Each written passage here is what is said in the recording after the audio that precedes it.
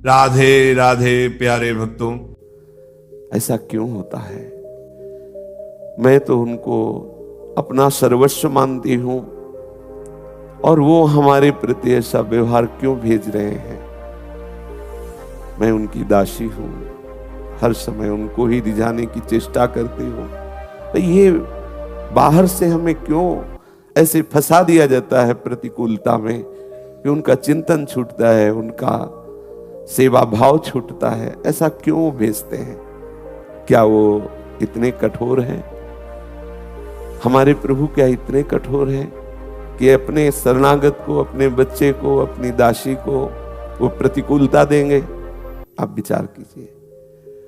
कोई भी वात्सल्यमयी जननी क्या अपने पुत्र के प्रतिकूल विधान करती है क्या? पर पुत्र मानता है कि ये हमें जबरदस्ती स्नान गृह में ले जा रही है, स्नान कराएगी, इससे अच्छा मैं खेलता रहता। पुत्र को लगता है कि जननी बहुत कठोर व्यवहार करने वाली है, लेकिन उसके एक एक विधान में वात्सल्य उमड़ रहा है, कृपा उमड़ रही है, दुलार भरा हुआ है। एक वात्सल्य समुद्र प्रभु के बिंदु से अनंत माताओं का वात्सल्य है। ऐसे मेरे श्यामा श्याम वात्सल्य सिंधु क्या कभी मुझ दासी के प्रतिकूल विधान करेंगे?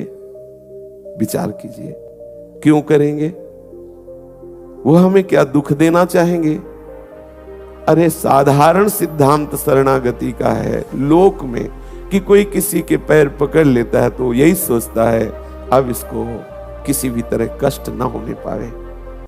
महाराज धर्मात्मा शिवी ने एक कबूतर की शरणागति की रक्षा करने के लिए वो शरण में आया, उस शरणागति धर्म का निर्वाह करने के लिए अपने शरीर का मांस दे दिया। क्या शरणागति का रहस्य हमारे ठाकुर नहीं जानते? क्या हम शरणागतों के प्रति वो ऐसा प्रतिकूल विधान करेंगे? शरीर रोग, बाहर से प्रतिकूलता आदि आदि आदि, ऐसा कठोर है वो? ऐसा ना समझे। वो हमारे अनंत जन्मों के कर्म संस्कारों को विध्वंस करके गले लगाने के लिए विधान बना रहा है। जितने विधान उसके हैं उनमें बहुत प्यार भरा हुआ है। वो सर्वज्ञ है, सब कुछ जान रहा है, सर्वांतर्यामी तुम्हारे मन में ही बैठा हुआ है, सर्वत्र है, बिल्कुल तुम्हारे समीप, सबसे नजदीक वो है। वात्सल्य समुद्र है, अद्भुत उदार है। विश्वास कीजिए, प्रत्येक विधान में उस महामंगल पर हम अल्पज्ञ हैं, एकदेशी हैं, सीमित विचार वाले हैं, इसलिए उस असीम प्रभु के विधान को हम प्रतिकूल मान बैठते हैं। केवल प्रभु पर दृष्टि रखो, केवल श्यामा श्याम पर दृष्टि रखो, कोई भी विघ्न तुम्हें परास्त नहीं कर पाएगा। व्यक्ति पर दृष्टि रखा तो वो विघ्न नजर आएगा, और अगर तत्व पर दृष्टि रखा तो आनंद आएगा। हमारे हृदय में उत्साह होना चाहिए प्रभु के विधान में राजी होने का। बिल्कुल सच्ची मान लीजिए, यही हम कहीं न कहीं कमजोर हो करके अन्य चिंतन करने का अवसर दे देते हैं। हमारे पास समय ही नहीं है कि हम किसी के व्यवहार का चिंतन करें, वो हमारे साथ ऐसा क्यों करता है, उसको ऐसा नहीं करना चाहिए। हमारे पास समय नहीं है, छोड़ दो प्रभु के ऊपर।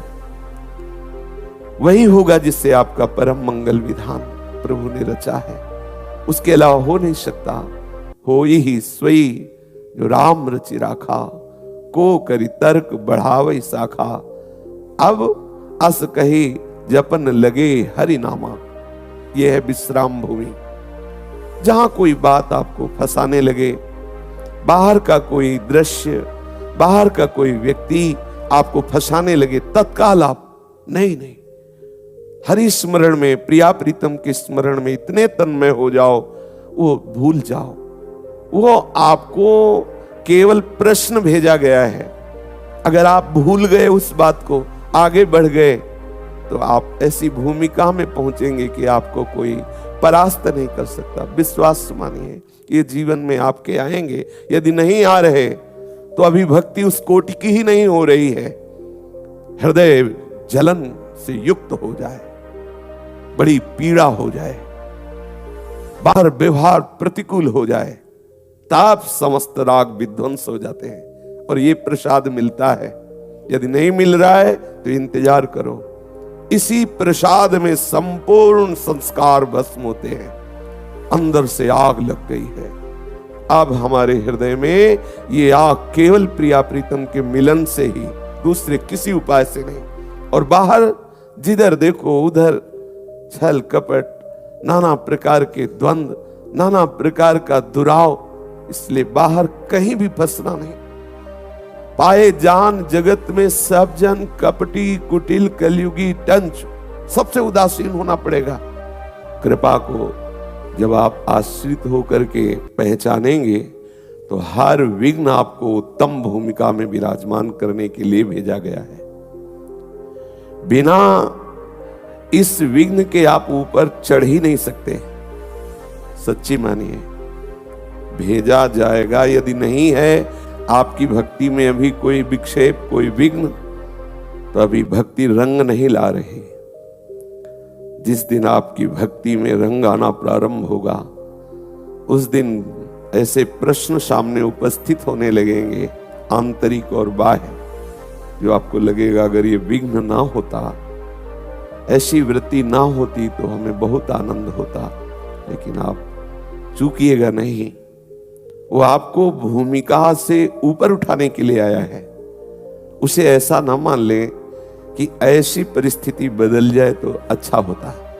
ऐसी मांग ना करे। जोई जोई प्यारो करे, सोई मोहि भावे। प्यारे, तुम जैसी भी परिस्थिति में मुझे रखोगे, आपके कृपा बल से मैं आपका विस्मरण नहीं होने दूंगा।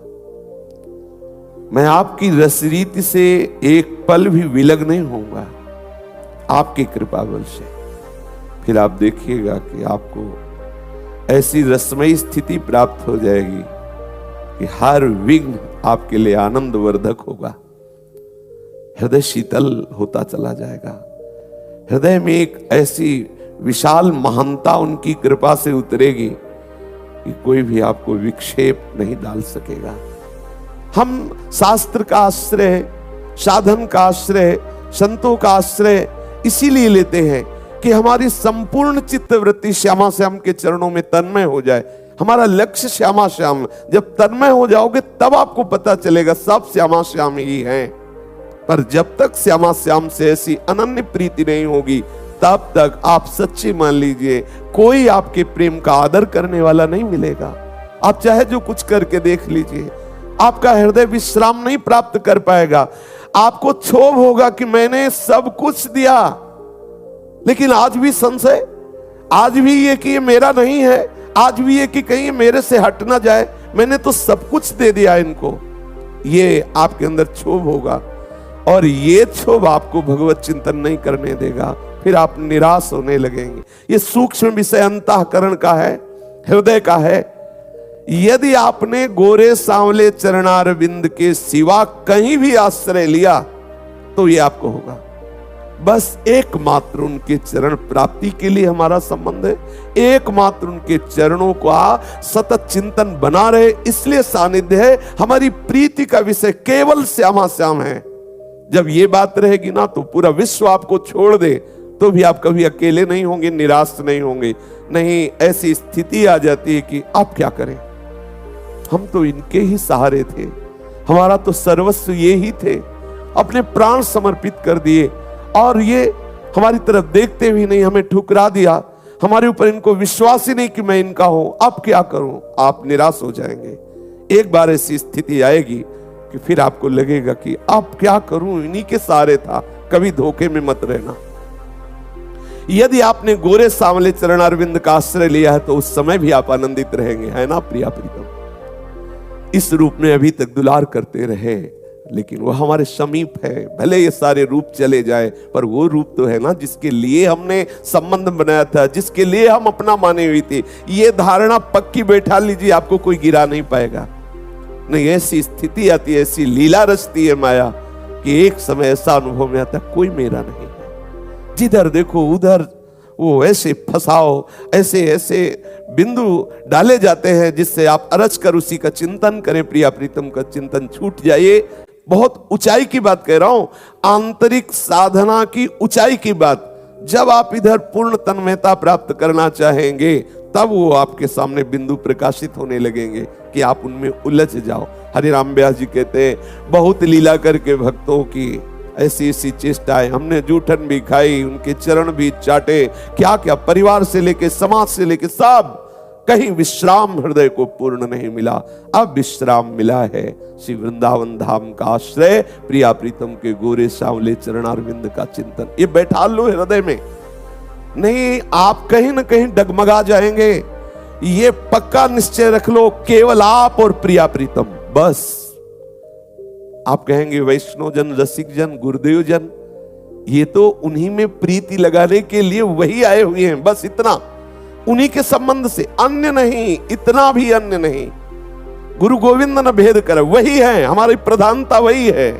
वही गोरे सांवले चरणारविंद का परिचय देने के लिए गोरे सांवले चरणारविंद एक रूप धारण करके गुरु रूप से, इष्ट रूप से वही है, दूसरे नहीं है, बस अलग नहीं, इतना भी अलग नहीं, इतना भी। अगर इतना भी रहेगा तो एक समय आएगा, आप इस देख लेना, अनुभव कर लेना, आप हताश और निराश हो जाएंगे और आपको लगेगा अब क्या करें।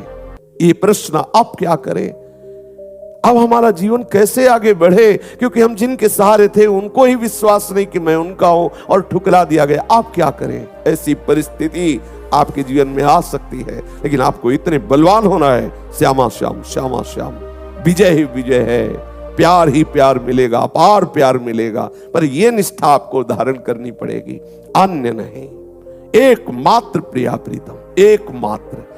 जब इस स्थिति में रहेंगे कोई परास्त नहीं कर पाए, इससे बैठा लो, ये बहुत आवश्यक है, बहुत आवश्यक। नहीं तो आप झकझोरे जाएंगे, ऐसे ऐसे तूफान आएंगे माया के कि आप एक बार अंधकार में खड़े हो जाएंगे और लगेगा अब क्या कर। ये हम अपने हृदय की अनुभव की बात कह रहा हूं। जैसे महापुरुष है हरिराम व्यास जी कह रहे हैं, तो उन्हीं के हम बच्चे हैं, उन्हीं के शरणागत जन हैं, अपने अनुभव की बात कह रहा हूं। एक समय ऐसा आता है जब साधक बिल्कुल आसपास निराशा ही निराशा, अंधकार ही अंधकार, और जिनका भरोसा वहीं से उत्तर मिल जाता है, फिर क्या करे, फिर सोचता मैं असहाय हो गया, मैं तो अनाथ हो गया, अब कैसे। नहीं, कभी अनाथ नहीं हो तुम। सर्व समर्थ जो बाहर रूप रख के तुम्हें सहयोग कर रहा है वही तुम्हारे अंदर बैठा हुआ है। तुम पकड़ लो उसके चरणार बिंद को, सब अनुकूल हो जाएंगे, सब अनुकूल हो जाएंगे।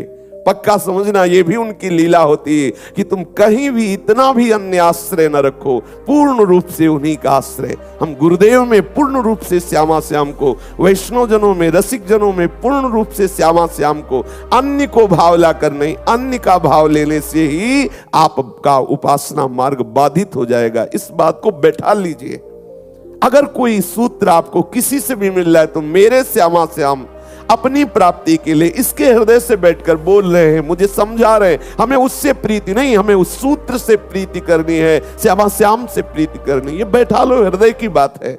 नहीं तो आप विक्षिप्त हो जाएंगे, आप धोखे में हो जाएंगे, आप परास्त हो जाएंगे, आप निराश हो जाएंगे। ये अनुभव की बात कह रहा हूं, निराश हो जाएंगे आप। ये पूरे जब इस मार्ग में चला जाता है तो ऐसे ऐसे मोड़ आते हैं जिन मोड़ पर खड़े होकर उपासक विचार करता है।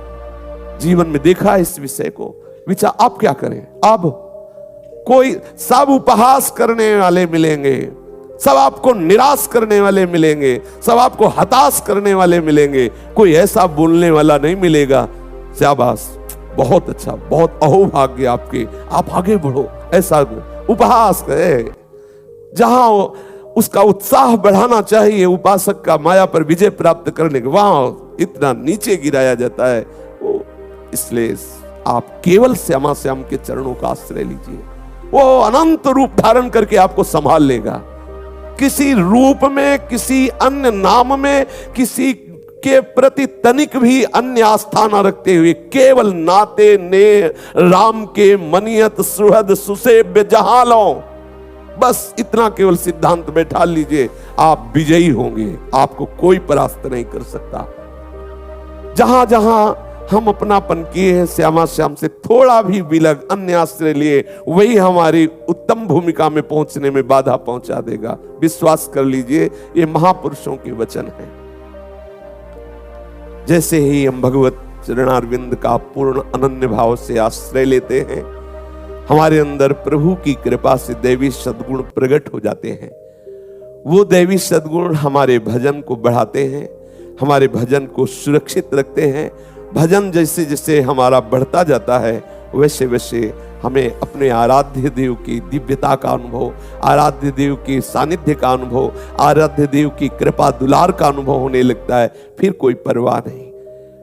जैसे जैसे हमारे अंदर भगवत प्रीति बढ़ती जाती है, वैसे वैसे हम बेपरवाह होते चले जाते हैं। कौन कौन से सद्गुण हमारे हृदय में प्रकाशित होते हैं, ये चर्चा चल रही है कि उपासक के हृदय में ये अवश्य सद्गुण आते हैं। यदि आप इस मार्ग में चलना चाहते हैं तो इन सद्गुणों का वर्ण करें। शरीर से, वाणी से, मन से भी हमारी चेष्टा ये रहे कि किसी को दुख ना पहुंचे, ये हमारे अंदर चेष्टा रहे। लेकिन ध्यान ये सूक्ष्मता से रहे कि हमारी चेष्टा रहे, वो दुखी हो रहा है तो हम उसको सुखी करने के लिए अपने सिद्धांत को छोड़ दें, अपनी भजन शैली को छोड़ दें, अपनी उपासना को छोड़ दें। ऐसा नहीं कहा गया। आपके द्वारा कोई चेष्टा ना हो और अपने आप कोई आपसे द्वेष मान कर, दोष भाव करके वो दुखी हो रहा, तो ये उसका चिंतन है। हम उसके दुख की निवृत्ति के लिए अपने सिद्धांत को नहीं छोड़ सकते, अपनी उपासना को नहीं छोड़ सकते, अपने भगवत मार्ग को नहीं छोड़ सकते कि सामने वाला दुखी ना हो, हम चल के उससे प्रपंच बात कर ले, हम उसकी राजी हो बात, उसको राजी करने के लिए हम ऐसी बात कर ले। ऐसी चेष्टा कदापि आवश्यकता नहीं। आप अपने मार्ग में ठीक से चलिए। सामने वाला यदि आपके इस चलने में दुखी हो रहा है तो ये उसका चिंतन है, हमारी ओर से कोई चेष्टा नहीं हो रही है। यह अहिंसा का स्वरूप। हम शरीर से, मन से, वाणी से भी कोई ऐसी चेष्टा जिससे दूसरों को दुख पहुंचे, वो हमारे अंदर भावना होती है। समझना, जैसे हम किसी से नहीं बोल रहे, किसी की तरफ नहीं देख रहे, तुम प्रणाम करो, नमस्कार करो, तुम्हारी श्रद्धा का विषय है और अपने भजन में डूबे। अब वो दुखी हो रहा है तो हमारी चेष्टा तो नहीं हुई अंदर से कि उसको दुख हो, वो स्वयं कल्पना करके, भावना करके दुखी हो रहा है, उसका विषय है। अब हम उसकी दुख निवृत्ति के लिए उससे बात करें, उसकी तरफ देखें, उससे व्यवहार करें, इसकी आवश्यकता नहीं है। हमारे द्वारा भावना ना बनने पावे कि हमारी वाणी से ऐसा हम बोले कि इसे दुख पहुंचे, या हमारे शरीर से कोई ऐसी चेष्टा हो कि इसे दुख पहुंचे, या हमारे मन में कोई संकल्प बने ऐसा कि इसको दुख पहुंचे, ये नहीं होना चाहिए। सामने वाला कल्पना करके, भावना करके यदि दुखी हो रहा है, उसका ज्ञान है, ये उसकी चिंतन की वृत्ति है। हम उसके चिंतन की वृत्ति को दूर करने के लिए अपने सतमार्ग के सिद्धांतों का त्याग नहीं कर सकते। ऐसी भावना से चले। सत्यम, अपने स्वार्थ बुद्धि से जो बात को बना के बोला जाता है, यह उपासक के लिए ठीक नहीं है। सत्य बोले, जो हमारे हृदय में वही हमारी वाणी में है, हमारे आचरण में वही है। सत्य का स्वरूप है मन, वचन, कर्म में, तीनों में सत्य होना चाहिए। हमारे जो आचरण हो रहे हैं शास्त्र प्रमाणित हैं। हमारी जो वाणी है वो महापुरुषों की, संतों की और भगवत अनुराग से भरी हुई है। हमारी एक एक वृत्ति वो जब सत्य स्वरूप प्रभु में लगती तो वास्तविक वो सत्य स्वरूप हो जाता है। व्यवहार में जैसा आप सत्य समझ रहे हैं, सत्य देख रहे हैं, जैसा आप सत्य पढ़े हैं, जैसा आप सत्य सुने हैं, आवश्यकता पड़ने पर वैसा ही बोल दे। उसमें मिलावट ना करें, उसमें छल भरे वचनों की रचना ना करें। सत्य, वास्तविक सत्य तो प्रभु ही है और प्रभु के नाम गुण रूप लीला धाम यही परम सत्य है। इन्हीं की चर्चा करना, इन्हीं का चिंतन करना सत्य है। वस्तुतः संपूर्ण जगत के जितने व्यवहार हैं, जितनी ये लीलाएं हैं, ये सब त्रिगुण माया द्वारा भ्रमात्मक हैं, यह सत्य है। उमा कहो मैं अनुभव अपना, सत हरि भजन जगत सब सपना। सत्य का परिचय है प्रभु के नाम रूप लीला धाम का ही चिंतन, मनन, कथन, कीर्तन। ऐसा यही परम सत्य है। पर व्यवहार में सत्य जो आपके हृदय में जैसा आ रहा है, जैसा आपने शास्त्रों में पढ़ा है, जैसा आपने देखा है, जैसा आपने सुना है, उसमें मिलावट ना करके, छल कपट ना करके, हितकर मृदु दूसरे का मंगल करने वाले ऐसे वचन, ऐसा व्यवहार, ऐसा चिंतन, उसे सत्य कहते हैं। त्यागः, संसार से विमुख हो जाना ही त्यागः है। संसार का शब्द आते ही हमारी दृष्टि बाहर हो जाती है। ये सब छूट जाए तो त्यागी हम कहलाएंगे। ये सब छूट जाए बाहर की बात नहीं है। कहीं भी रहोगे तो संसार में ही, भूमि में ही रहोगे, कहीं भी रहो है तो संसार ही। त्याग किसे कहते हैं? बोले जो संसार से विमुख हो गया है, जो संसार का त्यागी है वही त्यागी है। क्या संसार है? ये स्थूल शरीर, ये सूक्ष्म शरीर, कारण शरीर, यही संसार है। इसका त्याग करो। कहीं भी आप ये शरीर हो, आपको कोई फर्क नहीं पड़ता यदि आप प्रभु के चिंतन में हैं। अगर इसका राग है तो आप कहीं भी हो, आप रागी है, त्यागी नहीं है। इसलिए सावधान, हम बाहरी संग त्यागे, बाहरी पढ़ना से त्यागे, बाहरी उपचेष्टाएं त्यागे, जिससे हमारे प्रिया प्रीतम के भजन में बाधा पड़ती है। राधे राधे प्यारे भक्तों।